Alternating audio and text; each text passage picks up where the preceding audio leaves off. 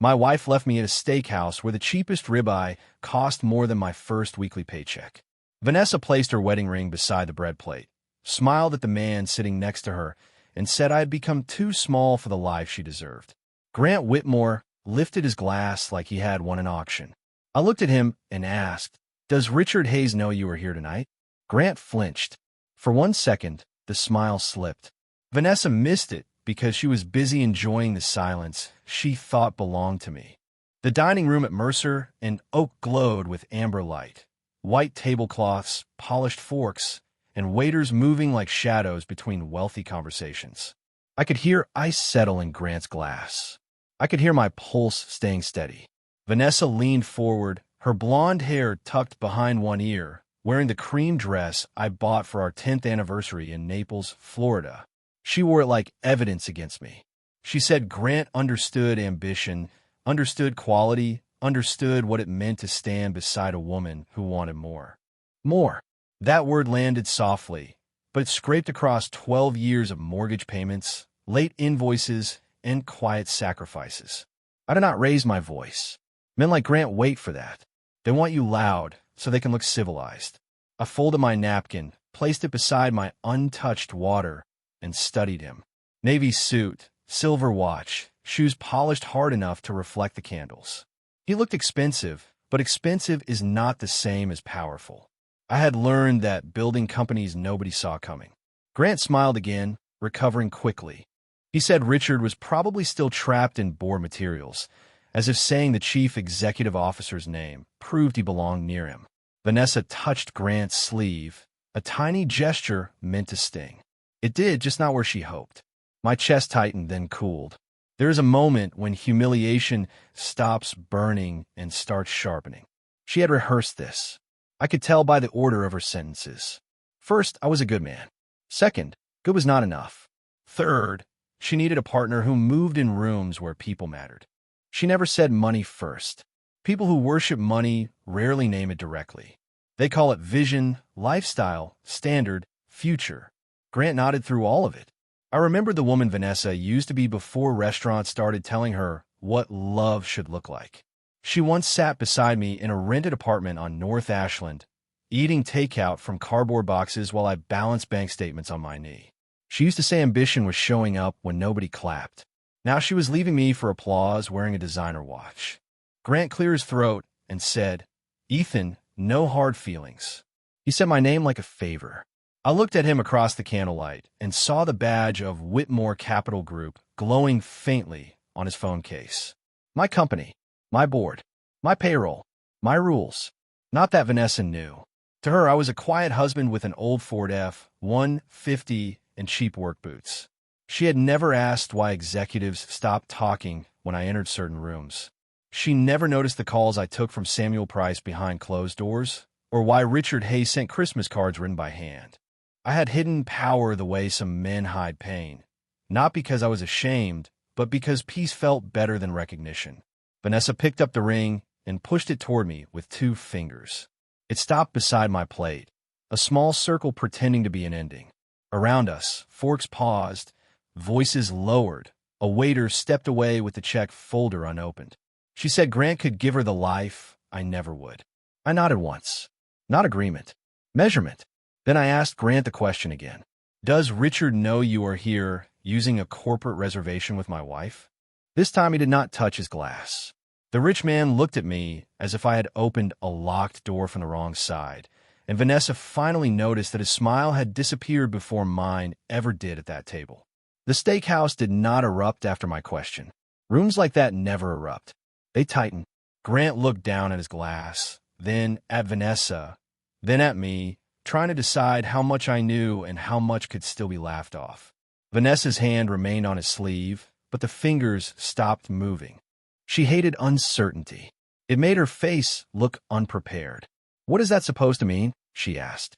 Her voice was low, sharp, meant for our table, but the couple near the window had already stopped cutting into their steaks. I leaned back and let the chair carry my weight. "It means corporate reservations leave records," I said, "and records have owners." Grant forced a chuckle. "You are confused, Ethan." He used my first name again, like a man pressing a button he believed controlled the elevator. Whitmore Capital handles more dinners in this city than you have had business lunches. Vanessa exhaled through her nose, relieved to hear him sound expensive again. That was all she needed from him. Sound, packaging, confidence. I had given her quieter things, and quiet had become invisible to her. I drove a 5-year-old Ford because it started every morning and never pretended to be something else. I wore off the rack jackets because meetings went better when people underestimated the man listening at the end of the table. I lived in a modest brick house in Oak Park because the first winter there, Vanessa had said the maple tree out front made her feel safe. Safe became boring after money started calling her by name. She began noticing valet tickets, private clubs, rooftop bars, shoes without creases. She stopped asking how my day went and started asking why I did not move like other men in her new circles. Why did I still park my truck beside contractors? Why did I avoid interviews? Why did Richard Hayes send holiday gifts if I was only consulting? I answered simply because truth sounded like bragging, and I had mistaken humility for protection. Grant is not the problem, she said, turning toward me with that controlled patience she used at charity meetings. He just showed me what partnership can look like when a man is not afraid to grow. The words were clean, practiced. I felt them land, then settle somewhere old. She had said versions of that for months.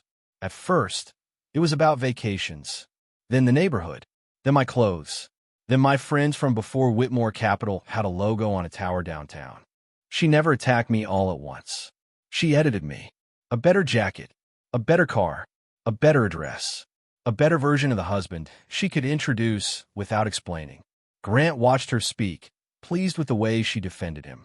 That was his mistake. Men like him believe borrowed admiration belongs to them. He did have money. Enough for the suit, the watch, the reserve table. Enough to impress someone who measured wealth in visible ounces. But his apartment was leased through a corporate relocation package. His club membership was reimbursed under client development. His car allowance came from a policy Samuel Price had approved after I signed the compensation budget. Grant owned the shine, not the source. I knew that because 3 years earlier, I had approved his hire from a conference room in Milwaukee, where the blinds never worked and the coffee tasted burnt. He was aggressive, presentable, useful in investor meetings, but Richard Hayes had warned me that Grant loved mirrors more than windows. I told Richard to keep him measured. Measured. The word returned now with teeth. Vanessa reached for the ring again, but I covered it with my palm before she could slide it farther across the table. Do not make this theatrical, I said.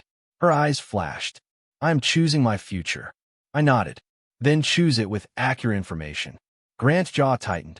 For the first time, he looked less like a rich man and more like an employee wondering whether human resources had been copied on the email. The waiter approached with the check folder, saw our faces, and slowed. I took the folder before Grant could move. Grant expected me to hand the check back, but I opened it and saw the reservation code printed beneath the total. Corporate entertainment. Client development. Whitmore Capital Group. The words sat there under the steakhouse logo, small and deadly. I placed my card on top of the folder instead. Vanessa frowned, as if paying for my own humiliation was another example of my smallness. Grant reached across, palm smooth, watch bright. I have this, he said. I looked at his hand until he withdrew it. No, I said. Tonight goes on my receipt. The waiter vanished quickly, grateful for distance. Vanessa leaned close, her voice careful enough to sound wounded. This is exactly what I mean. You turn everything into control. The sentence almost worked because it wore the shape of something moral. For years, she had learned to make my boundaries sound like flaws. When I worked late, I was distant. When I saved money, I lacked vision. When I avoided bragging about investments, I had no ambition. When I asked why Graham was calling after 10 at night, I was insecure. It was clever. Cruelty dressed as vocabulary. Grant cleared his throat and said Vanessa deserved someone visible. Visible. I felt that word open a hallway through my memory. 12 years earlier, visibility was the last thing I wanted. Whitmore Capital had begun in a rented Milwaukee office above a print shop that smelled like toner and wet wool. My desk was a folding table. Richard Hayes was not a chief executive officer then, just a former analyst with patient eyes and a gift for seeing risk before everyone else. Samuel Price handled contracts from a storage closet because we could not afford another room. We built portfolios the way careful men build fences, post by post, straight. At first, Vanessa loved that story. She mailed invoices on her lunch break, brought sandwiches when forecasts ran past midnight, and told me no honest empire ever needed a spotlight to be real. Then the company grew. Investors came. Reporters called. A hotel ballroom in Chicago replaced the office above the print shop. My father's health failed that same winter, and I saw what public attention did to private pain. Cameras outside hospitals, questions at funerals, strangers turning grief into content. I stepped back, moved ownership into a blind trust, and let Richard become the face. That decision saved my sanity and damaged my marriage in ways I was too proud to admit. Vanessa liked the money, but resented the quiet that protected it. She wanted tables where people recognized her last name before dessert arrived. She wanted cameras without consequences, rooms without history, admiration without the weight that earns it. Grant understood that hunger because he rented the same illusion from the company expense policy. He offered her what looked like altitude, penthouse views, vaulted sleeps, names dropped like coins into a fountain. He never mentioned the leash attached to every shiny thing, because leashes ruin magic. She heard status. I heard liability. The check came back with my card inside, and I signed without hurry. Grant watched the pen move. Maybe he noticed the name embossed on the black card. Maybe he only noticed that I did not seem confused anymore. Vanessa stood first, gathering her coat with the ceremonial calm of a woman making a statement. "I will send paperwork to the house," she said. I nodded. "Send it to Samuel Price." Grant froze at that name. Not much, just enough for me to see the employee behind the cufflinks. Samuel was not just my attorney. He chaired the compensation committee that approved Grant's bonus structure. Grant knew that. Vanessa did not. Outside, February air cut across Rush Street, sharp and clean after the velvet warmth of the dining room. Valets moved under red awnings. Vanessa stood beside Grant while my truck waited half a block away between two imported cars. She looked at it with pity, and that pity hurt more than the ring. "Goodbye, Ethan," she said. "I hope someday you become the man you pretend to be." I looked at Grant. His phone buzzed. Richard Hayes calling. My receipt had already sent the alert upstairs. Grant stared at his phone as Richard Hayes called, and the glow from the screen made his face look younger than his suit wanted it to be. Vanessa noticed the hesitation and touched his arm. "Take it later," she said, still believing important men had the luxury of ignoring important calls. Grant swallowed. That was the sound I had been waiting for, not because I wanted panic, but because truth often arrives first as a small physical failure. He stepped toward the curb, answered quietly, and turned his back to us as if privacy could protect him from the name on the screen. I could not hear Richard's words, but I knew the tone. Measured, polite, final at the edges. Richard never wasted volume when authority would do. Vanessa looked from Grant to me, then to my truck, and anger began filling the space where confidence had been. "What did you do?" she asked. I slid my hands into my coat pockets. The night was cold enough to show breath under the streetlights. "I paid a bill," I said. "Bills create records." She gave a sharp little laugh, the kind people use when they're trying to pull a room back into order. "You sound ridiculous." Maybe I did. A man standing outside a steakhouse, wearing a plain charcoal coat, watching his wife leave with a man whose boss had just called him because of a dinner receipt. It should have looked ridiculous. But the world had been ridiculous for a while. It was ridiculous when Vanessa started calling my steady life a cage while living inside the comfort it paid for. It was ridiculous when Grant introduced himself at the Langham fundraiser as if I were a harmless husband wandering through his wife's new circle. It was ridiculous when he told me Whitmore Capital rewarded men who knew how to scale, never realizing the first signature on that reward system belonged to me. Grant ended the call and slipped the phone into his pocket. His posture changed before his face did.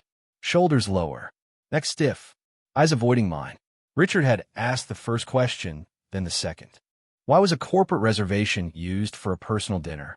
Why was a senior executive sitting with the spouse of Ethan Caldwell?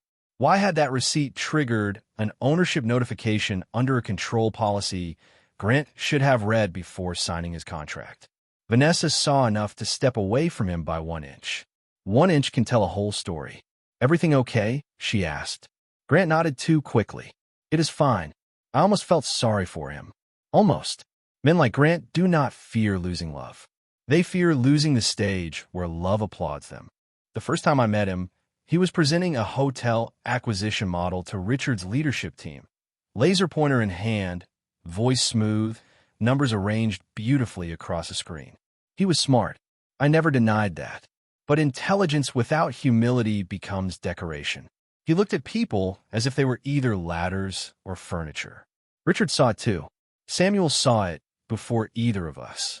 I approved Grant because useful men can still be managed when the rules are clear. The mistake was assuming he respected rules he did not write. Vanessa folded her arms against the cold. "Grant, tell him this is over." He did not. That silence finally reached her. I watched it cross her face, slow and pale, like dawn exposing a room after a party. The rich man was quiet because his future had just been placed on speaker without sound. I turned toward my truck. The valet offered to bring it around, but I shook my head. I wanted the walk.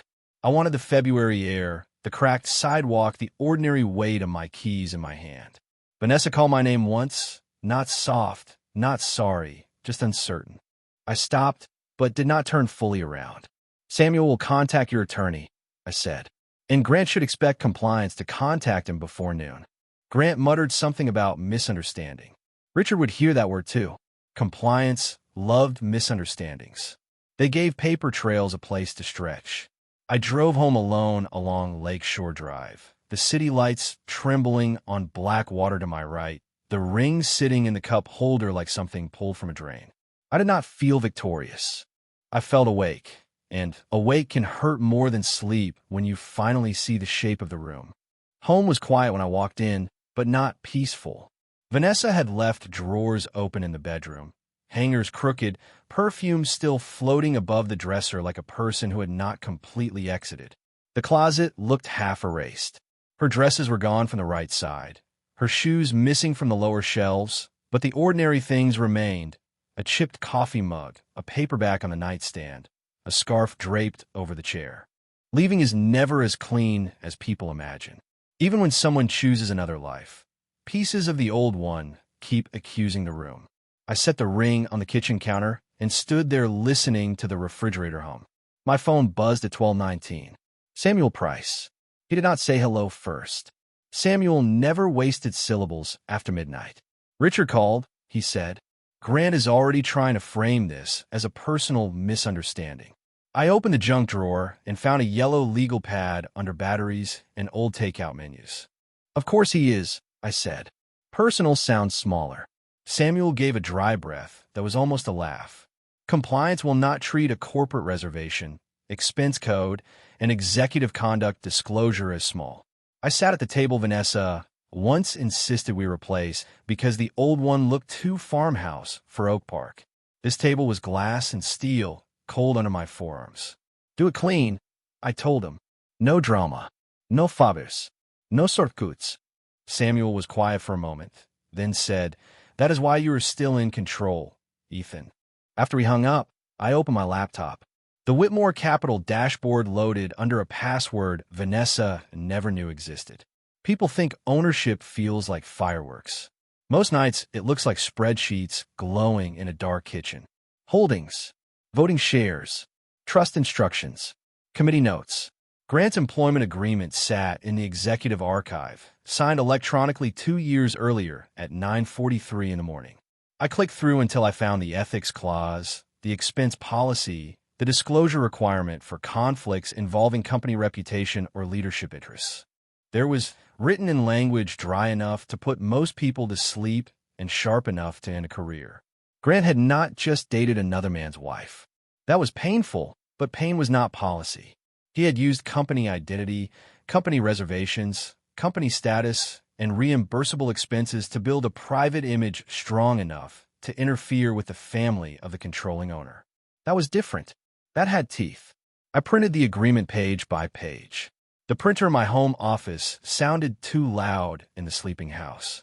Each sheet slid out like a verdict learning to breathe. I remember Vanessa standing in that same doorway 6 months earlier, watching me review quarterly reports. She had said, "Do you ever get tired of pretending paperwork matters more than life?" I had smiled then, tired and stupid with hope, and told her paperwork protected life when feelings got careless. She rolled her eyes. Now those pages were the only honest witnesses left. At 2 in the morning, I found the first expense attachment tied to Grant's Santa Monica trip. Dinner for 2, labeled investor cultivation. No investor name. Hotel upgrade, labeled executive hosting. Weekend car service, labeled client mobility. The pattern was not hidden. It was arrogant. Arrogance does not conceal. It assumes no one important will look. By sunrise, the kitchen table held 3 stacks. Grant's expenses. Vanessa's messages forwarded to our shared tablet before she changed her password. Corporate policies with his signature underneath. I made coffee and drank it black while the gray light climbed over the maple tree outside. That tree had been the reason we bought the house. Vanessa said it made the yard feel rooted. I had believed we were rooted too. At 7:30, Richard called. His voice was calm, but I could hear the long night behind it. "I am placing Grant on administrative leave pending review," he said. "The board packet will be ready by 4. I looked at the empty chair across from me, the one Vanessa never pulled out anymore. "Good," I said. "And Richard?" "Yes, sir. Keep Vanessa out of it unless the documents require her name." He paused. "That is generous." I watched steam rise from the mug. "No," I said. "It is disciplined." By noon, the company had become quieter than any courtroom. Richard moved first, placing Grant on administrative leave with a formal notice that named policies, not feelings. That mattered. Feelings could be argued. Policies had signatures. I sat in my office above the Oak Park garage, listening to trucks roll past the window while Samuel walked me through the board packet on speakerphone. His voice was flat, precise, almost merciful. Expense misuse. Conflict disclosure. Improper use of company resources. Executive conduct review. Each phrase sounded dull until you understood dull language could carry a blade sharper than any insult ever. Vanessa texted at 12:45. First came anger, then disbelief, then a question dressed as accusation. "Did you try to ruin him because I chose him?" I read it once, set the phone face down, and let the screen go dark. Old Ethan would have answered quickly, explaining that Grant had ruined himself by believing rules were decorations for other men. Old Ethan would have tried to prove his heart was clean even while standing in the wreckage. But I was learning something late and costly. Not every accusation deserves oxygen. Some only need a timestamp and a save copy. At 2:30, Richard sent the preliminary findings. The Santa Monica charges matched Grant's calendar, not any investor meeting. The steakhouse reservation used a corporate code reserved for external clients. His assistant had booked car service under business development. None of it was grand enough for headlines. That made it worse. Small abuses repeated quietly tell you more about a man's character than one dramatic mistake. They show comfort. They show habit. They show the confidence of someone who thinks no account will ever ask what the story really cost. Grant had been spending company polish on private theater again. By late afternoon, I drove downtown to the Chicago Tower with Whitmore Capital across the lobby wall in brushed steel letters. Security recognized me before the revolving door stopped moving. That always felt strange, being invisible in my marriage and unmistakable in a building where I rarely spoke above a whisper. The elevator climbed 38 floors while the city dropped beneath me in gray squares and silver roads. I saw my reflection in the mirrored doors. Plain coat, tired eyes, no watch worth mentioning. The kind of man Vanessa said did not look like power. Then the doors opened quietly. Richard waited with Samuel in the small boardroom, not the large one used for investors. Good. I wanted paper, not theater. The packet lay centered on the table. Grant's contract, his expenses, his acknowledgments. The reservation receipt with my payment attached. Richard looked older than he had on the phone. Leadership does that to men who take it seriously. It pulls sleep from the corners of their faces. Samuel tapped one paragraph with his pen and said the company had ground for suspension pending termination, depending on Grant's response. I asked one question. Do we follow policy exactly? Yes, completely. That answer mattered more than punishment. Revenge bends rules to satisfy pain. Discipline follows rules, even when pain begs for speed. I had spent too many years bending myself around Vanessa's moods, Grant's shine, and the quiet embarrassment of being underestimated at tables I had paid for without anyone knowing. I was finished bending. Richard suggested contacting Grant before the gala that evening. The annual donor reception had been planned for months at the Art Institute, with clients, directors, and enough cameras to turn small moments into permanent ones. I considered canceling. Then I thought of Vanessa's words, visible partnership. For once, I decided visibility could serve truth instead of vanity. We would not mention my marriage. We would not use Vanessa's name unless Grant forced it into the record. We would let the company address company conduct and nothing more. Samuel nodded, satisfied. Richard looked relieved and uneasy at the same time. I signed the authorization, one clean stroke across the bottom of the page. Outside the boardroom glass, employees moved through hallways carrying laptops, coffee, and ordinary Wednesday pressure. They deserved steadiness. I stood, put on my coat, and prepared to walk into a room Vanessa worshipped tonight. The gala began with violins, marble, and the kind of laughter people practice before mirrors. By 7:30, the Art Institute atrium shimmered under white lights, all black suits, champagne glasses, donor badges, and women in gowns speaking softly about influence. I entered through the side doors with Samuel behind me and Richard 2 steps ahead, because habit still told the room he was the public face. Heads turned for him first. That suited me. I watched without needing to be watched. Across the room, Vanessa stood beside Grant beneath a banner bearing the Whitmore Capital name. Smiling like she had finally stepped into the life she ordered from a catalog. Grant had changed suits since dinner. Darker fabric, brighter confidence, fresh confidence sprayed over fear. He leaned toward a cluster of donors and said something that made them laugh. Vanessa looked proud. Not loving. Proud. There's a difference. Love sees the person when the room empties. Pride checks who is watching. She had chosen a man who came wrapped in applause, and tonight the wrapping gleamed. Richard paused near the reception table and spoke quietly to a board member. Samuel moved beside me with the calm of a man carrying documents sharper than any speech. I could feel the packet inside his leather folder, Grant's signature resting there among policies, expenses, and explanations that no longer matched. Then Vanessa saw me. Her smile faltered, then returned harder, brighter, rehearsed into place. She touched Grant's elbow and whispered something.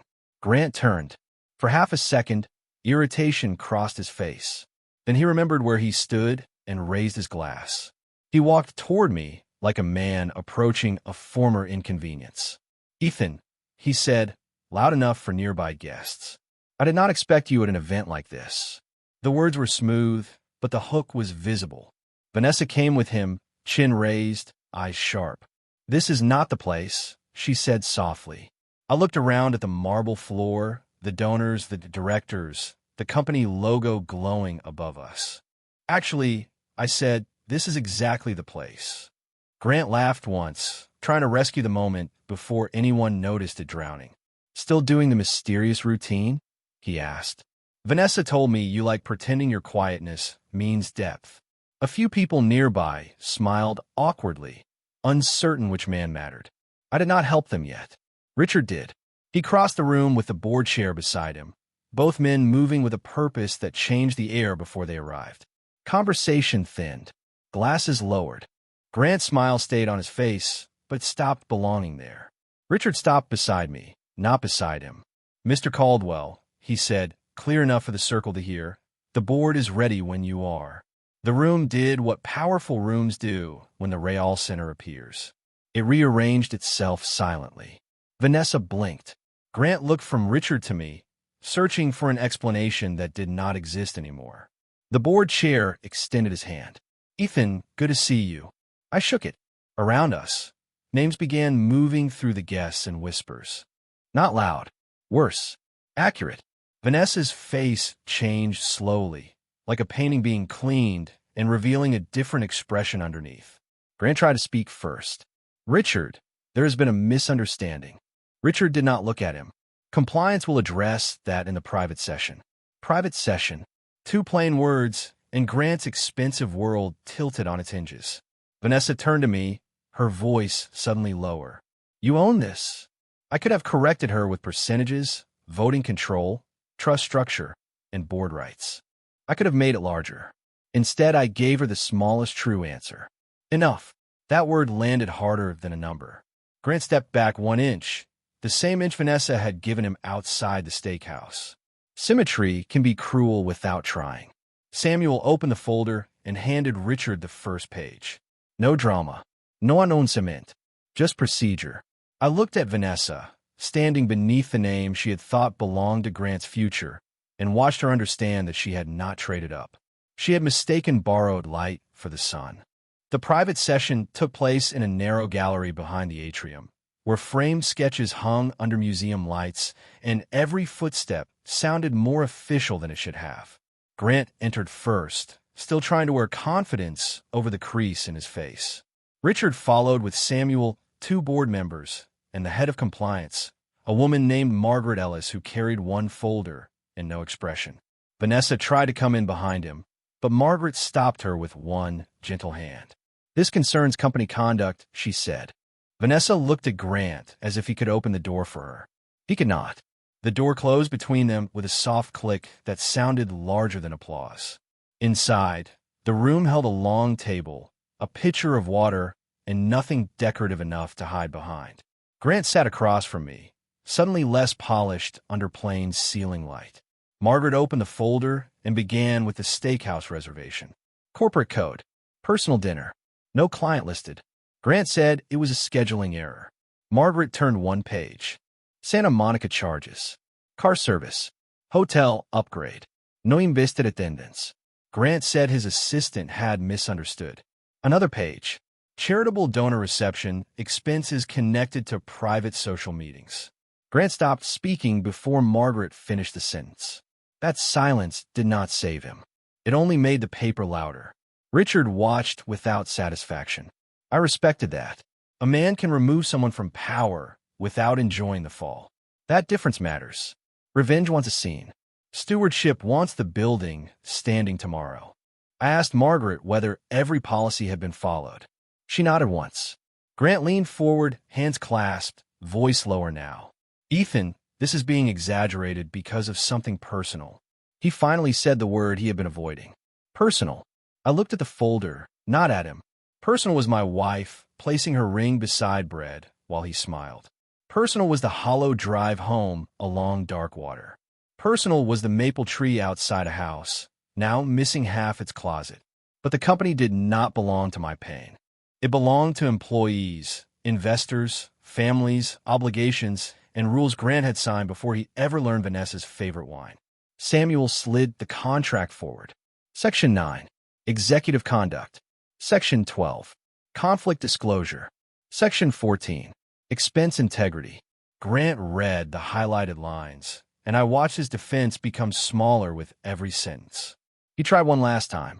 "Richard, I have brought serious value to this firm." Richard answered before I could.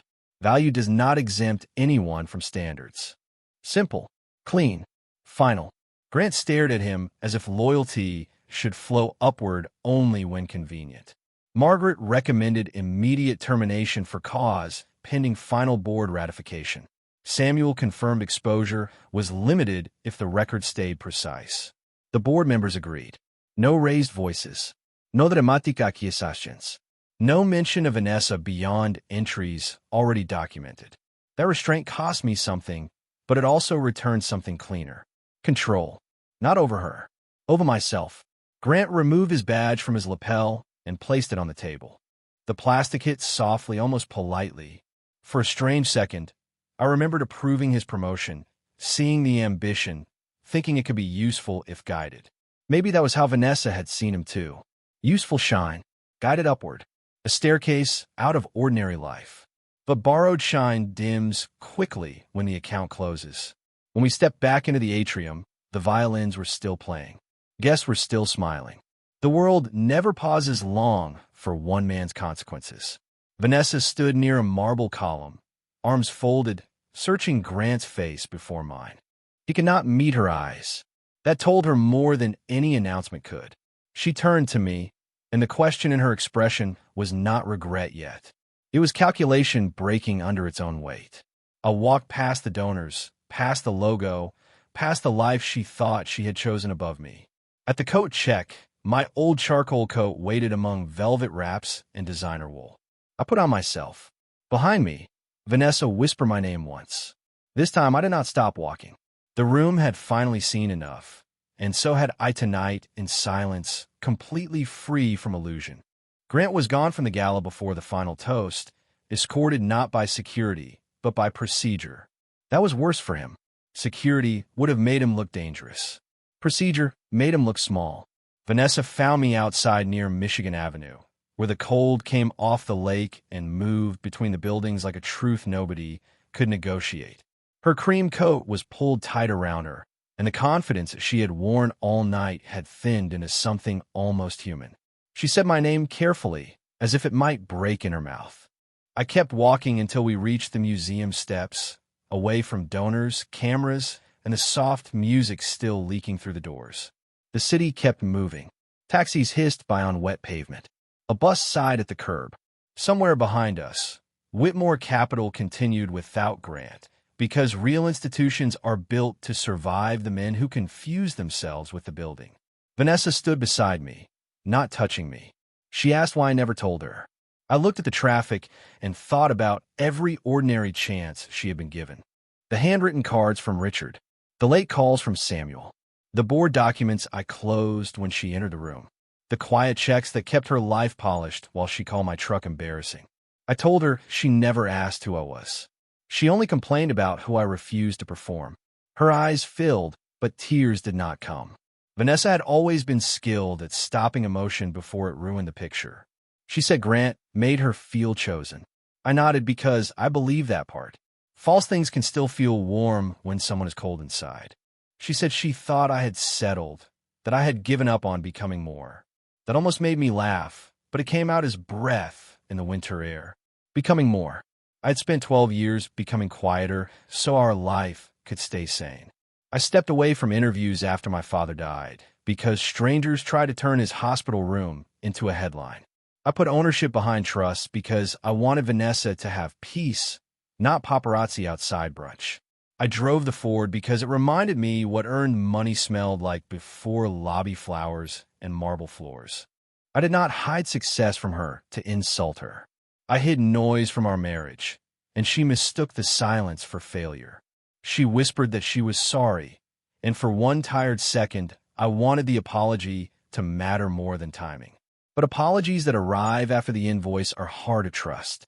I told her the divorce could proceed through Samuel and that I would not make a spectacle of her choices. She asked if there was any way back. The question hung between us, white in the cold. Once, I would have searched myself for mercy until I found enough to bleed. That night, I found boundaries instead. I said she had not left because she lacked information. She had left because a brighter label appeared, and she believed it more than a life built in quiet.